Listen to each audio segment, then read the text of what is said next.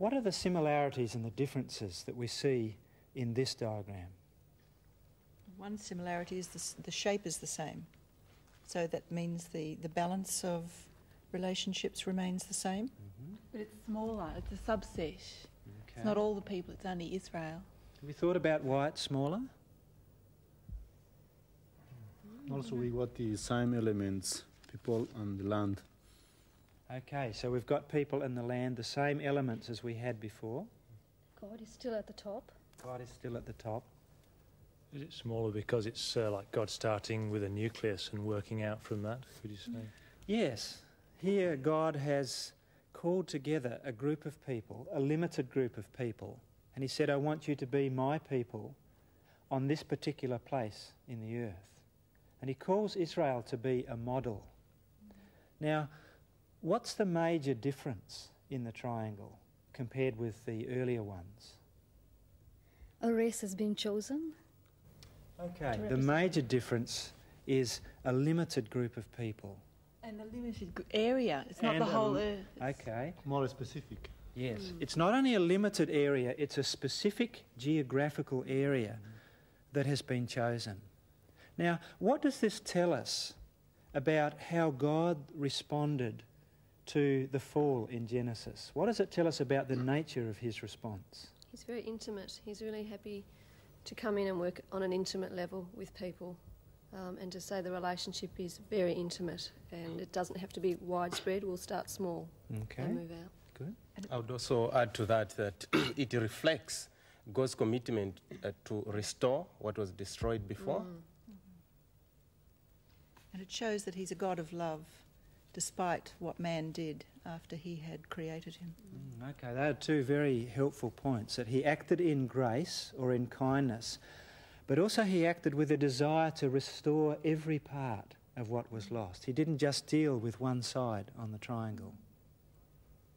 Yes, God called together a group of people to live as a nation in one geographical location. They were to be his people, a model to others. Now, certainly God gave Israel hundreds of laws. Have you ever thought about the role of those laws? Why did God give them? Well, never before had a nation tried to live as God's special people. So the laws were there to help the people live the best kind of life. And every law has a purpose.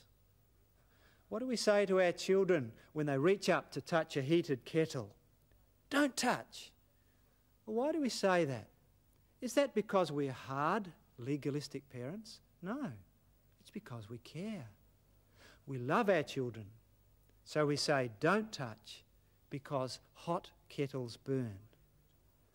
You see, behind every law is a principle of grace, something that protects or enhances life.